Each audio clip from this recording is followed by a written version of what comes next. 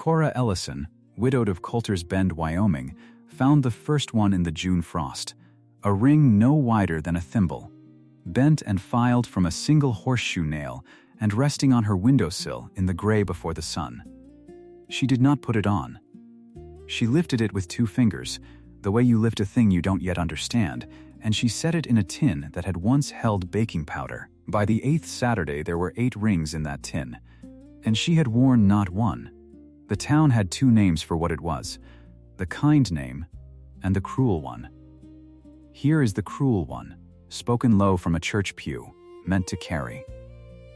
14 months a widow, and a man leaves rings on her sill. Has she no shame?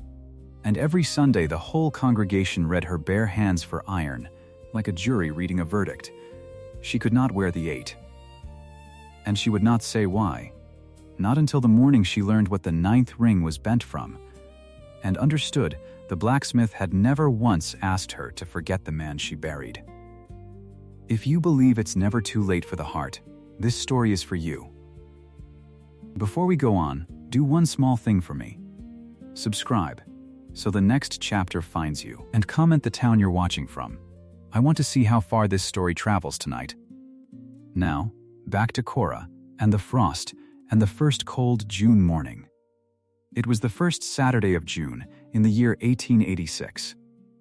The frost came late that year, thin and silver, laid down over the grass like a breath that hadn't lifted. Cora rose the way she rose every morning now, slow, careful of the empty half of the bed. She had learned not to reach across it. That was a thing you learned, and it took longer than folks said. She built up the stove first. Then she went to the window to see what kind of day it would be. And that was when she saw it. A small dark thing on the sill. She thought at first it was a beetle, or a burr blown against the glass. She opened the window, and the cold came in, and she picked it up. It was a ring, iron, rough where it was cut, and smooth where it had been filed, and no bigger around than a lady's little finger. Someone had bent it from a horseshoe nail. She knew that much at a glance, because she was a homesteader's wife, or had been, and she knew iron when it was in her hand. There was dew still on it. That was the thing she remembered longest. The dew had not yet dried, so whoever left it had left it near, and left it recent, and had gone before the light. She looked out at the yard. There were boot prints in the frost. They came up from the creek path, from the low gate, and they stopped below her window, and they turned and went back the way they came. Big prints. A man's, and the toe of each one pointed toward the Smithy's lane, off past the cottonwoods, where the county road bent toward town. Cora stood there a long moment with the cold pouring over her wrists. She did not put the ring on. It didn't even occur to her then that a person was meant to. She went to the shelf by the stove and took down the tin. It had held baking powder once, and now it held buttons and a spare thimble and a bit of blue thread she was saving. She tipped those out into her apron pocket. And she set the ring in the empty tin, alone, and she closed the lid. Then, she made her coffee, and she sat. And she did not know what to think. So she thought about the iron instead. Because the iron she understood. Old Elias Vance had shod Daniel's horse for 9 years. 9 years, that chestnut gelding, Copper, standing patient in the smithy while Vance worked. Cora had ridden past that forge 100 times. She had never once traded 10 words with the man. He was not a talker.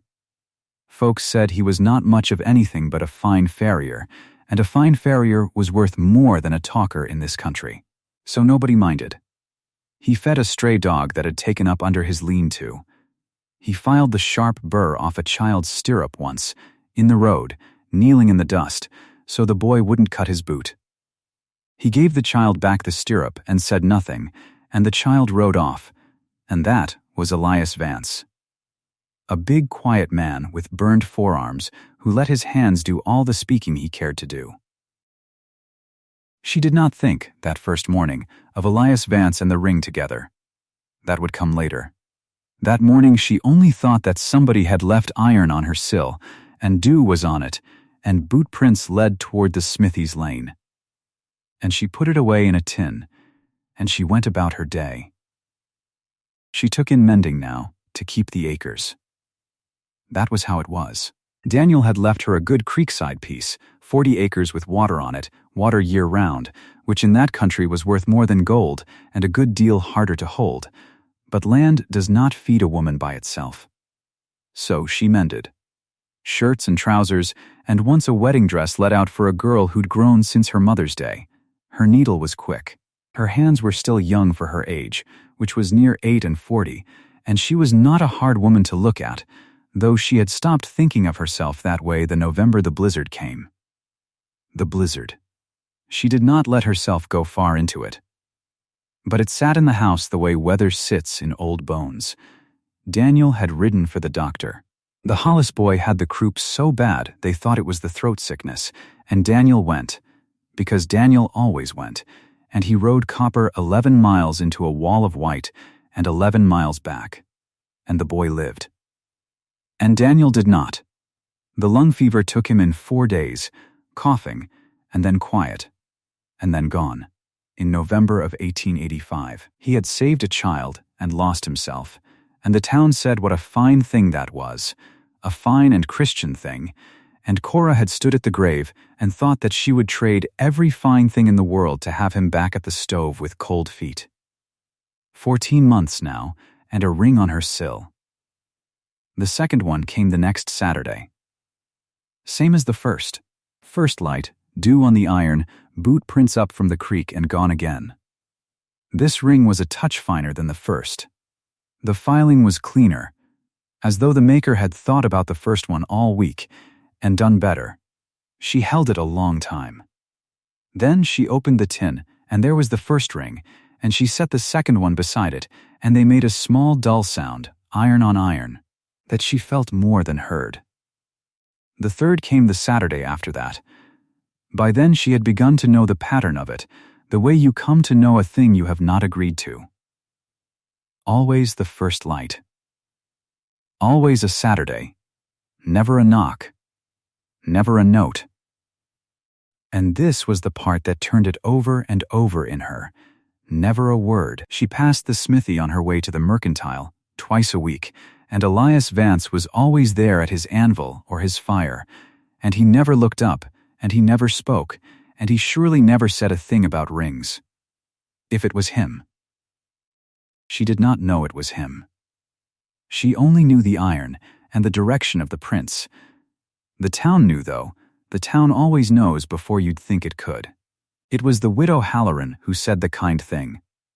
She was old, and she had buried 2 husbands and did not think the number was anybody's business, and she said it right out in the mercantile with 3 women listening. That, she said, is the sweetest courting I ever saw in my life.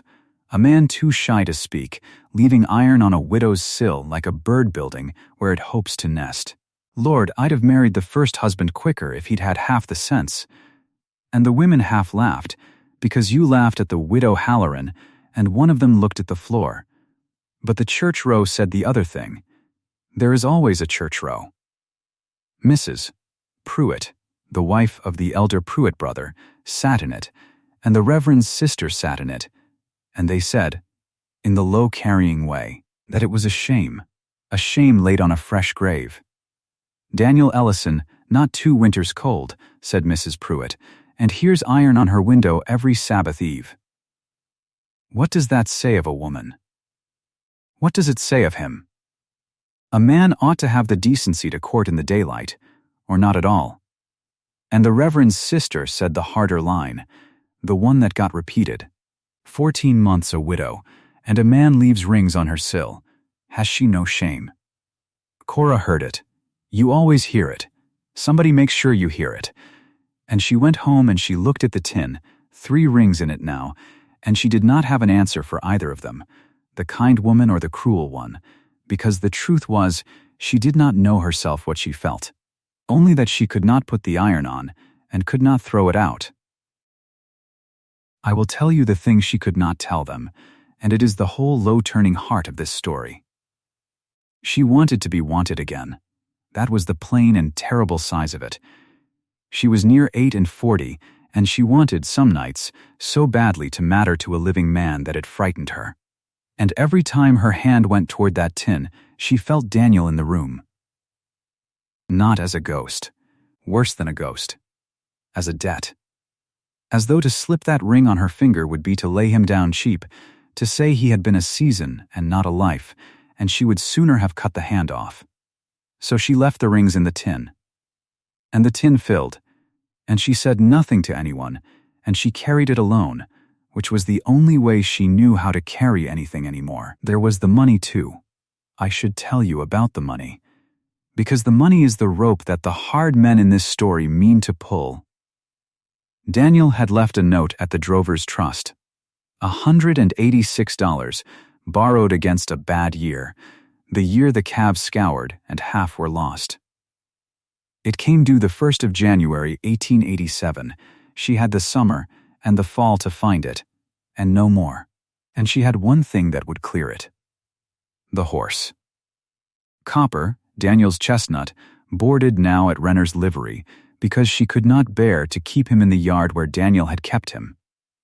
He was a fine animal, sound and gentle, worth better than the note if she sold him right. She could not lift the halter. She had gone twice to Renner's meaning to do it. Both times she had stood at the stall, and the horse had put his big soft nose against her chest the way he used to when Daniel held the bucket, and both times she had turned around and walked out and paid another month she couldn't spare. It was the last warm thing of Daniel's that still breathed. You cannot always do the sensible thing. Anyone who tells you different has never had to, so the summer went. And the rings came. Now I must tell you about the Sunday, because the Sunday is where the whole town's whisper stood up on its legs and walked. It was the middle of July, and hot, and the church was full, and Cora sat where she always sat, near the back, on the aisle, in her good gray dress. She had, that morning, done a foolish thing, and it was foolish only because she was watched, though she did not think of herself as watched. She had taken the newest ring out of the tin, the 7th, and she had carried it to church in her glove, and somewhere in the sermon she had drawn it out and was turning it in her fingers. Not wearing it. Turning it. The way you worry a thing you cannot decide about.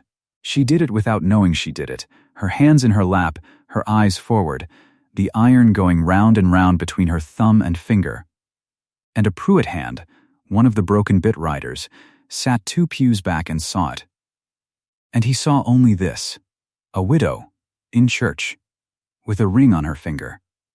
He did not see that she was turning it and not wearing it. He saw iron on the hand of a woman the whole town was already talking about, and he leaned to the man beside him, and the word went along the pew like water finds the low place. Look at her hand. She's wearing it. Bold as day, in the house of God, she's wearing the smith's ring.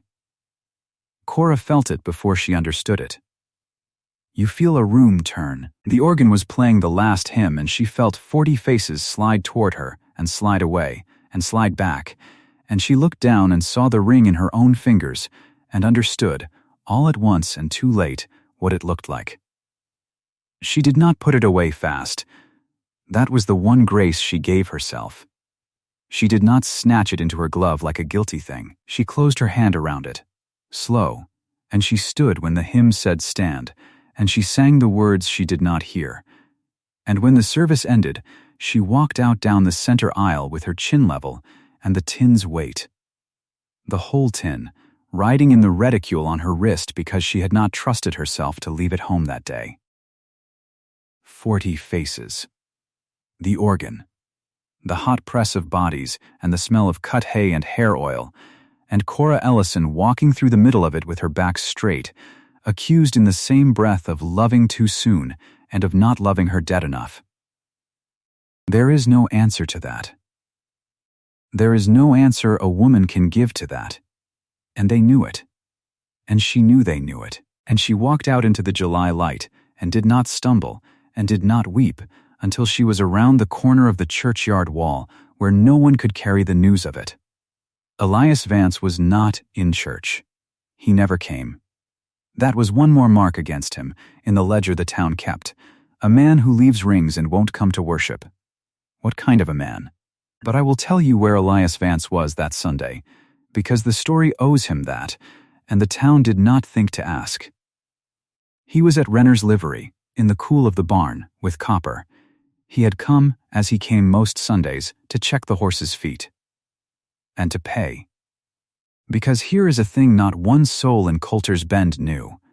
Not Renner fully. Not Cora at all. Elias Vance had been quietly paying Copper's board since the funeral. $2 a month, laid on the ledger under his own name, so that the widow would not have to sell the horse to eat, and would not know she was being carried. $2 a month is a great deal to a man who spends nothing. And he had told Renner to keep it to himself, and Renner, who was a decent man, mostly had. That Sunday, while the church read Cora's hands like scripture, Elias stood with his shoulder against the chestnut's shoulder and ran his hand down the near foreleg and lifted the hoof and looked at it a long time. And he set it down. And he did not say anything, because there was no one to say it to, but he stood there in the straw light with the horse. And if you had been there, you might have thought a man could not love more plainly than that, and not say a word. The rings kept coming. 4. Then 5. Then 6. The tin grew heavy enough that it had a voice now when she moved it, a low iron shift, and she found she did not like to shake it, the way you don't like to disturb something sleeping. And then the Pruitts came with paper, and this is where the second rope pulls. It was a Tuesday, and hot again, and Cora was at her wash line when she saw the two of them ride up the creek path. Hollis Pruitt in front, the elder, heavy and easy in the saddle, and Vern behind, thinner and quieter and somehow the worse of the two for it. They ran the broken bit outfit, the biggest cattle in the county, and the biggest account at the smithy, 40 horses a year and more, which is a thing to hold in your mind for later. They wanted her water. That was the whole of it. Dressed up however they dressed it. Her 40 acres had the creek, and their range above her went dry by August. And a man with cattle and no summer water is a man who lies awake. Hollis touched his hat and did not get down, which told her its own story. He talked about the weather and the note at the trust, which he ought not to have known about and did, and he talked about how hard it was, a woman alone working ground meant for a family. He was gentle about it. That was the ugly part. He was so gentle, and then he had Vern hand down the paper, and the paper said $140 for the creek acres, and Hollis called it a kindness. A kindness to a woman who can't work them, he said. You'd clear near enough of that trust note. You'd not have to sell poor Dan's horse. You'd be shut of the worry. My brother and I hate to see a good woman worried. Mrs. Ellison. Truly we do. $140 for the water and the ground and the last thing Daniel had built. It would not even clear the note, not with what she owed and what she'd need to live on, and Hollis Pruitt knew that to the dollar. It was not a kindness. It was a man watching a woman go under and offering her a stone. Cora took the paper. She held it. She looked at it a long moment, the wet shirt still cold in her other hand, and she said, in a voice she was surprised to find so level, "I'll think on it." Which was what you said. And Hollis smiled like she'd already signed, and touched his hat again, and the two of them turned their horses and went back down the creek path the way they'd come. And Cora stood at her wash line and shook, once, all through, and then made herself stop. She burned the paper in the stove that night. But burning the paper does not burn the note at the trust, and the note was still there, due the 1st of January, and August was coming, and the water they wanted was running low and clear past her door. Now the thing that turned her, and I want you to feel how small it was, because the true turnings are always small. Her well pulley broke. It was old iron, the pulley over her well, and it had been failing all summer, and one morning in that low stretch of August it gave out entirely. The wheel of it cracked clean through, and she stood over the well with the bucket rope in her hands and no way to draw water, and she nearly sat down in the dirt and wept, not for the pulley, but for the sum of it. For being a woman alone with a broken thing, and no man to fix it, and no money to pay one, and $140 of stone held out to her by a smiling man. It is not the big griefs that break you. It is the pulley. She hauled water by hand that week, the rope raw across her palms, and she did not go to the smithy, and she did not ask anyone, because asking was a thing she could not yet do. And on Saturday, there was a ring on the sill. The 8th. Dew on it, prints in the frost. And the well pulley was reforged and rehung. She had not heard a sound in the night. Not one. But there it was in the gray light, a new iron wheel where the broken one had been, set true on its post, the rope running clean over it, and when she pulled, the bucket came up smooth as breathing. New iron, worked and hung and left, in the dark, with the ring, and no note, and no knock, and no word. She stood at the well a long time that morning with the wet rope in her raw hands, and she looked toward the smithy's lane, past the cottonwoods, and something in her chest moved that had not moved in a long while. Not toward Daniel. Away from the grave, a little, toward the living, and it frightened her, and she let it frighten her, and she did not push it down as fast as she used to. Because now, she was asking the question. For the first time she was truly asking it. Not who left the rings. She knew, she had known for weeks, whatever she pretended. But the deeper thing. Where does the man get the iron? And why, in 9 years and now a summer of Saturdays, has he never said one single word? She had read his silence one way, and then the other, all summer. Pity, she'd thought. He pities the widow and hasn't the nerve to court her plain, so he sneaks his iron like charity. Or the other way. Presumption. He thinks he can win a woman without the courage to face her, thinks a fistful of nails is asking enough. Pity or presumption? She had never once, in all those weeks, read it as what it was, as speech, as the only speech the man had ever been able to make. She took the 8th ring inside. She opened the tin. 8 rings, now, dull and small, and she set the newest among them, and she looked at them a long moment before she closed the lid. Then she did a thing she had not done all summer. She did not put the tin back on the shelf. She sat down at her table with it in front of her, in the growing light, and she thought, clear and cold, and for the first time all the way through. She thought about the pulley, and the board on the horse she did not know he was paying, though she was beginning, from a dozen small silences, to suspect it. She thought about a man who fed a stray and filed a burr off a child's stirrup, and never came to church to be seen doing good. She thought about 8 rings and not one word. And she made up her mind that she was done waiting to be told. If the man would not speak, then she would make him. Not with an answer. She had no answer yet, but with a question of her own, asked to his face, in the dark, before the light, on the next Saturday that came. She would not lie in her bed and let the boot prints be a mystery in the frost. She would sit up at her own dark window. And when the prince became a man, she would open the door. She did not yet know what she would say.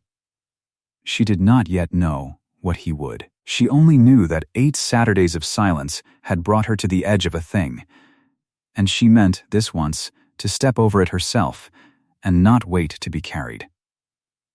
Saturday was 5 days off. And on the far side of the cottonwoods, in the smithy that had gone dark and quiet, a big silent man took down from a nail above his bench a single worn-through horseshoe. Not new iron.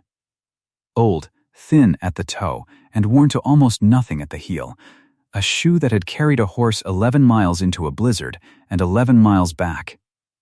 He held it in the light of the banked coals a long time, and then he set it in the fire, and worked the bellows, slow, and began to make it soft, But Cora did not know that yet.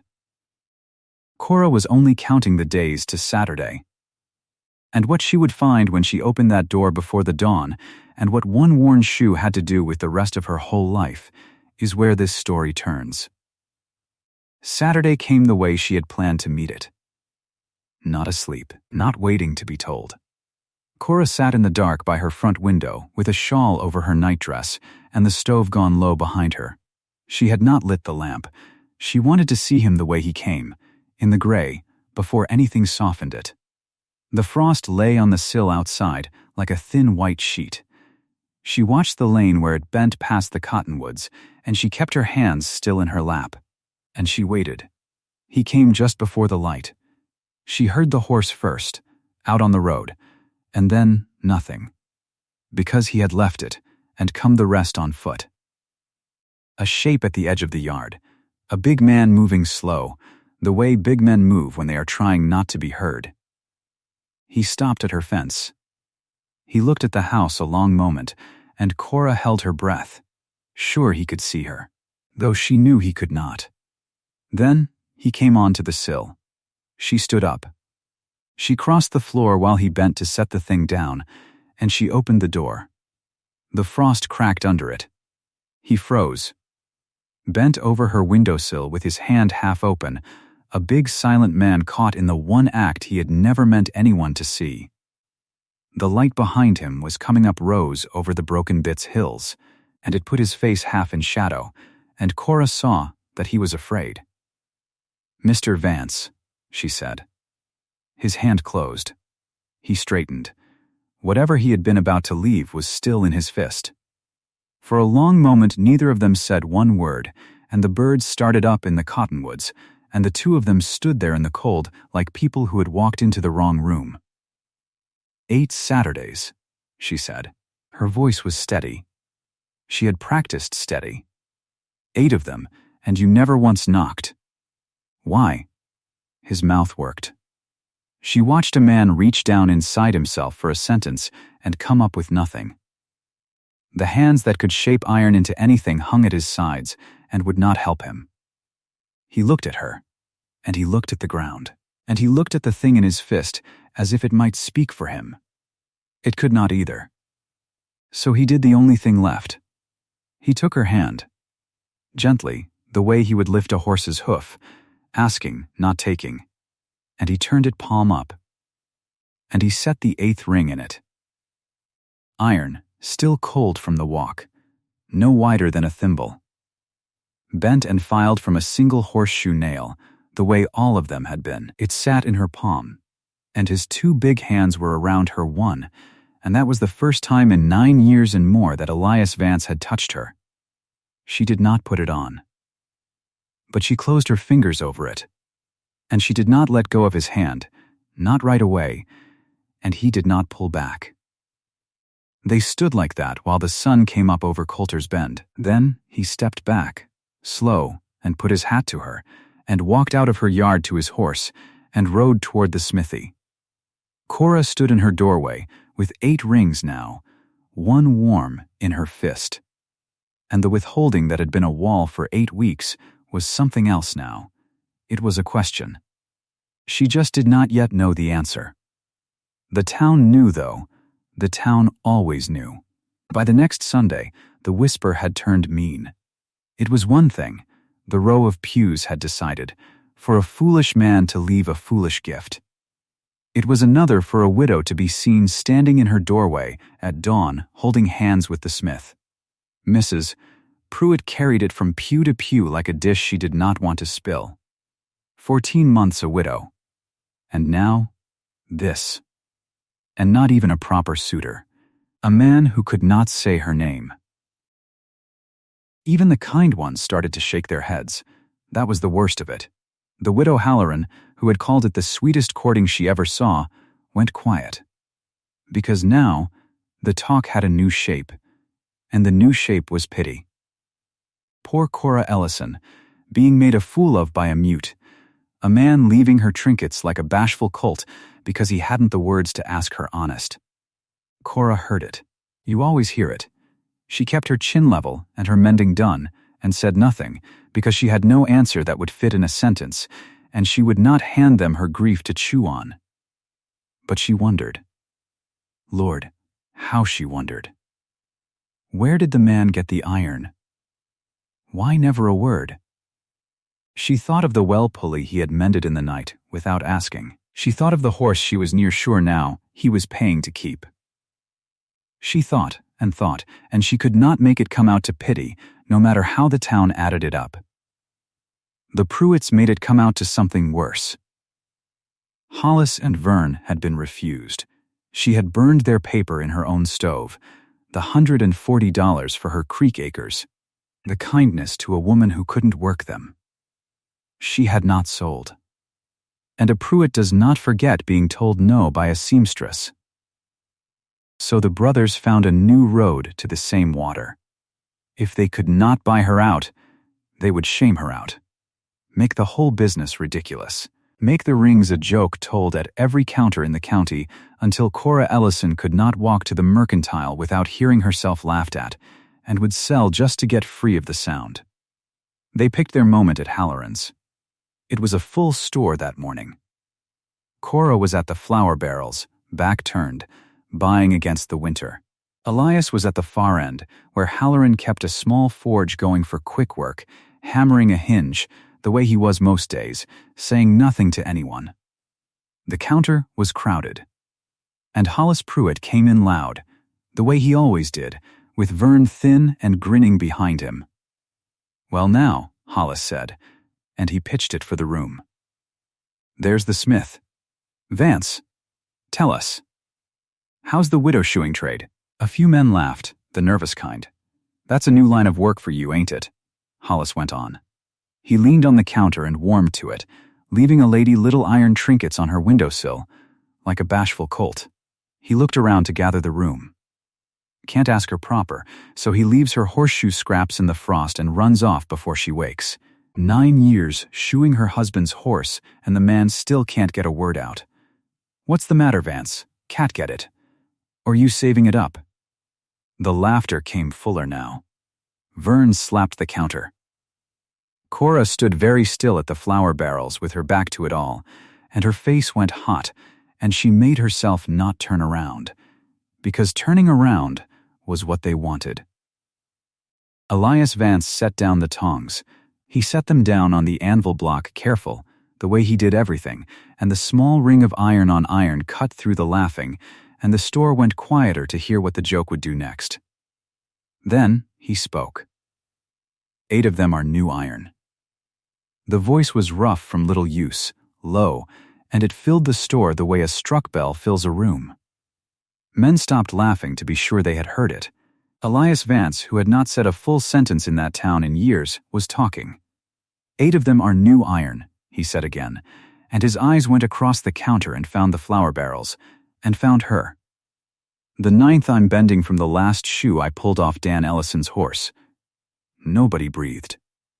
"So she'll know," he said, slow, each word set down like it cost him, "that I'm asking her, and not asking her to forget him." The silence after was a thing you could have held in your hand. Cora turned around then. She could not have stopped herself. She stood by the flour with the whole store looking from her to the smith and back, and she felt something come loose in her chest that had been bound up tight for 14 months. She understood it all at once, the way you understand a word you have been staring at too long, and suddenly it means something. She could wear none of the 8. Of course she could not. 8 rings of new iron, 8 new things, 8 asks to begin again.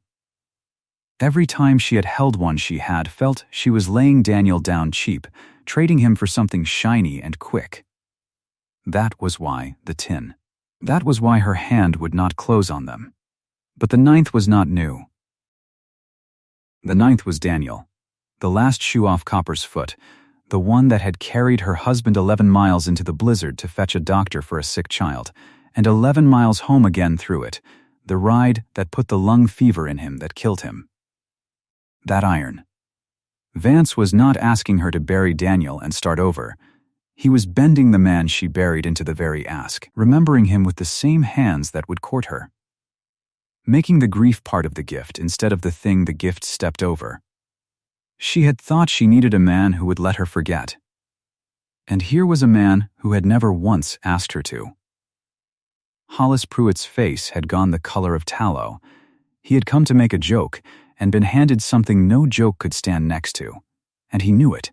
And worse, the whole store knew it.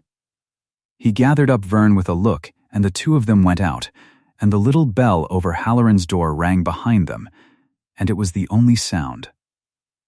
Cora walked out too, past them all, with her chin level and her flower bought, and her eyes bright.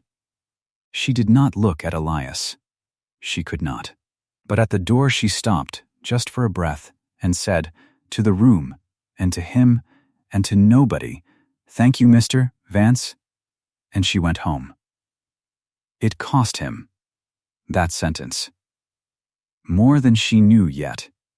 The Pruitts did not forget being made small in front of the county any more than they forgot being told no. They could not laugh her out, so they set about ruining the man who had stopped the laughing. The broken bit was the smithy's biggest account. 40 horses a year came off those hills to Vance's forge, and 40 horses a year was near the whole of his living.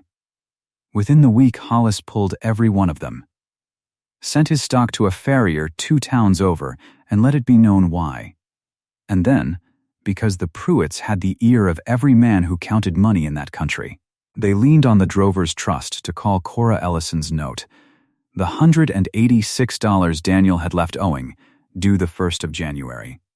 Call it early. Squeeze the widow and the smith both, and let the winter do the rest. Elias had answered a joke not with his fists, but with the one thing a silent man cannot spare: his voice, his privacy laid open on a store counter. And now, his bread.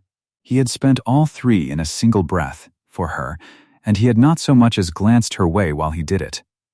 Cora learned of the pulled account from Renner at the livery, and she learned of the called note from a paper the trust nailed to her own door. She stood on her porch in the cold and read it twice. And she did not weep, and she did not go to pieces, because the thing that had come loose in her at Halloran's was still loose, and it was not fear anymore. It was something harder and warmer than fear. The forge burned late all that next week. Elias Vance worked the old shoe the way you gentle a thing that has been hurt. Thin iron, worn near to nothing at the heel, and old, and full of a dead man's last hard ride. He could not just hammer it. He had to coax it. Night after night, the bellows slow, the coals low and red, his big shadow thrown up the smithy wall. He was not shoeing 40 horses anymore. He had the time. He put all of it into one small ring. When it was done, it did not look like the other 8. It was fuller. Darker. Thick old iron, where the rest were bright new nail steel. It had weight in the hand the others did not. It looked like what it was, a thing that had already lived a life before it became a ring. And this time, when it was finished, he did not carry it to her sill in the dark. He washed his hands and his face at the trough. He put on his good coat. And on a Saturday, in the daylight, in front of God and the cottonwoods, and anyone in Colter's Bend who cared to see, Elias Vance walked up to Cora Ellison's door and knocked. She opened it. She had been half expecting him, and wholly unready, the way you are for the thing you have wanted a long time. He stood there with his hat in one hand and his mouth working and nothing coming out, and she watched him try again to find the speech, the proper words a man is supposed to say at a door like this. And again, the words would not come. His hands, that could make anything, could not make that. So he did what he could. He took her hand, palm up, the way he had before, and he set the 9th ring in it, dark and thick and warm now from his pocket, heavier than any of the others. And he closed her fingers over it with both of his, and looked at her, and let his face say the sentence his mouth never could. Cora looked down at the old iron in her hand. The last shoe off Copper's foot, Daniel's last ride, bent into a ring by a man who had never asked her to pretend that ride had not happened, and she put it on. Right hand. She slid it onto the ring finger of her right hand, where a widow might carry the one she buried, so that Daniel was not moved and not put down and not traded for anything, only honored. And she looked up at Elias with her eyes wet and her voice, when it came, dry and whole and steady as a floor. "You didn't ask me to bury him twice," she said. "That's the only ring I could ever have worn." Elias Vance made a sound that was not a word. But she understood it fine. She had learned by then to hear his silence as speech, and it was the plainest thing anyone had ever said to her. The town learned the rest of it in the days that followed, and the learning changed it, face by face. It was Renner at the livery who told it plainest. Men were standing around his stove out of the cold, and one of them said something about the smith paying a heavy price for a widow, pulling the biggest account in the country over a woman. And Renner looked up from the harness he was oiling and said it flat. "You want to know the price he's been paying? Come look at a stall." And he took them down the row to where a chestnut gelding stood in fresh straw, warm and fed. Copper, Daniel Ellison's saddle horse. $2 a month, Renner said. Board on this horse. Since the funeral. Near a year and a half of it. You know who's laid down every dollar? Not the widow. She can't. She's been near selling him twice for that note, and both times couldn't lift the halter. Vance, he set his hand on the horse's neck. Elias Vance has paid this animal's keep every month since we put Dan in the ground, and told no one, so that woman wouldn't have to sell the last thing her husband loved just to eat through a winter. A man leaving rings on a sill. That's what you all been laughing at. Nobody at that stove had anything to say. The widow Halloran heard it in her own store, and she put her apron to her face and wept into it, standing right there behind the counter, for shame at her own quiet, and for the sweetness of a thing she had, for a few weeks, let the town talk her out of believing. The Sunday row that had cried shame on a fresh grave found, all at once, that they had nothing left to cry.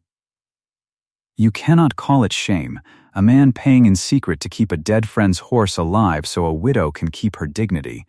There is no ugly name that fits that. So they were quiet, which for that row was a kind of confession. And then, the county did the thing a county does when it has been shown up. It took sides with its feet. There were 3 outfits in that country who had never much cared for the Pruitts. Proud men, tired of the broken bit throwing its weight. And when they saw Hollis Pruitt pull 40 horses to punish a man for being decent, they did the sum in about a second and moved every horse they owned to Vance's forge, to spite the Pruitts, mostly, but it did not matter why.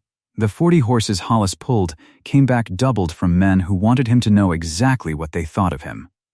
Elias Vance, who had answered cruelty with his last dollar, found the forge busier than it had been in 9 years. That left the note. The Drovers' Trust had it called for the 1st of January, $186, and everyone from the Pruitts on down expected it to be the thing that finally broke her. Nobody in Colter's Bend had $186 lying loose. Certainly not a widow taking in mending. Certainly not a smith who had just lost his biggest account and spent a year and a half quietly bleeding $2 a month into a livery stall. Except that a man who spends nothing, over enough years, has something. Before the 1st of January, on a plain cold morning, Elias Vance walked into the Drovers' Trust with a canvas sack. He set it on the counter, the same counter where the note had been stamped due, in front of the same men who had let the Pruitts lean on them to call it. And he opened the sack and counted it out. $186. In coin, every piece of it, laid down slow, a spend-nothing man's whole life of saving, pushed across a bank counter for a debt that was not even his own. The Ellison note, he said. 4 words, maybe 5. Paid. They stamped it paid, because there was nothing else they could do with money on the counter. Weeks before the January date, and the creek acres the Pruitts had wanted so bad, they would ruin 2 people to get them stayed exactly where they had always been. Cora's. She was there for it. She had come with him. And when it was done and the note was stamped, the door opened and in came Hollis Pruitt, who had heard, the way he always heard, and had come to make one last try at the water. He had a new paper in his hand. He did not even get it out of his coat. "The offer stands," he started. 140. "A kindness to a woman who—" "No," Cora said. "Just that." Loud enough for the counter. The same counter that had laughed. She stood there with the 9th ring dark on her right hand and looked Hollis Pruitt full in the face. "You wanted to shame me out of my own ground," she said. "You pulled that good man's living to do it. And here he stands having paid my dead husband's debt out of his own pocket, and here you stand with your $140, and I will tell you the same thing I told your paper the first time. No. The creek is not for sale. It was not for sale when I was alone and afraid, and it is surely not for sale now that I am neither." She took a breath. "Good day, Mr. Pruitt," and Hollis Pruitt put his paper back in his coat and went out, and the little run of his boots on the boardwalk was the last the trust heard of the Broken Bits offer. The couple joined. The land saved. Both, in front of the very witnesses to the wound. They were married in the spring of 1887. They were married in the same church, whose pews had read her bare hands like a verdict, whose front row had called her a shame on a fresh grave. The pews were full that day, and there was not a whisper in them. The whole town had come, the kind ones and the ashamed ones both, to see the thing they had nearly talked themselves out of believing in. Cora wore the 9th ring on her right hand, old iron. Daniel's. And when the Reverend came to it, Elias took the new band and slid it onto her left, so that the man she buried sat honored on one hand, and the man she had chosen sat on the other, and neither one crowded the other out. That was the whole of it, right there on her 2 hands, for anyone with eyes. She was not replacing anyone. She was only, at last, letting herself be wanted. The Reverend asked Elias for his vow, and Elias Vance, who had spent his one sentence in years on a store counter to defend her, who could not make a speech at a door to save his life, looked at Cora and said 4 words. Just 4. Nobody outside the front rows even heard which 4. It did not matter. The town had learned, by that spring, to hear the man's silence as speech, and 4 words from Elias Vance were a longer vow than most men manage in 100. Copper stood hitched outside the church the whole while, in new shoes Elias had set on him that very morning, cropping the spring grass, easy and fat and alive. The horse nobody had to sell. The Pruitt brothers rode past the church that day, the way you ride past a thing you have lost, and that is the last anyone needs to say of them, except this.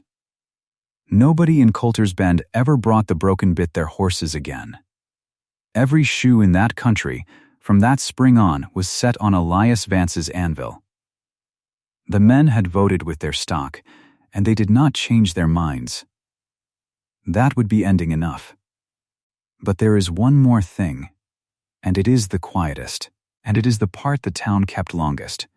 Cora never wore the 8. The 8 new iron rings stayed in the baking powder tin on her table. She did not throw them out. She did not wear them either. She had the one she could wear, on her right hand, and that was enough. But she did not let the other 8 sit dead in a tin the rest of her days. She gave them away. One at a time, over the seasons, on the mornings of their weddings, she carried a ring to the young brides of Colter's Bend. The Halloran girl was first. Cora came to her at dawn on her wedding morning, into the little bedroom where the girl sat half-dressed and nervous, and she took her hand, palm up, the way she had been taught, and she pressed one small iron ring into it. "A man left me 9, Cora told her. 8 of them asking, and one of them remembering. I could not wear the 8 until I understood the 9th. She closed the girl's fingers over the ring. Wear this one knowing what it means to be wanted honestly, not wanted to be somebody's second best, or somebody's rescue, or somebody's pity. Wanted for yourself, by a man willing to spend everything he has and say nothing about it. That kind. Hold out for that kind." And she went from that house to her own, where the forge smoke rose steady over the cottonwoods, and left the girl with iron in her hand and a story to keep. She did it 8 times, across 8 weddings, 8 houses. And the tin on her table ended empty. And every bride in Colter's Bend for a generation had a ring bent from a horseshoe nail, and every one of them knew the story that came with it, and so the story did not die when the people did. It went house to house on the fingers of brides. If you had ridden through that country in the years after, you would have found the creek acres still green and still Cora's, copper grown old and gray-muzzled and grazing them slow. You would have found the forge lit and a big silent man at the anvil, and if you had waited, you might have seen a child lead up a pony and seen that man stop his work to file a burr off the little stirrup so it would not chafe the child's boot. Gentle, wordless, the same as he had always been, before anyone in that town thought to look twice at him. The right man did not ask her to forget the first one. That was the whole secret of it. He made the remembering the very shape of the asking.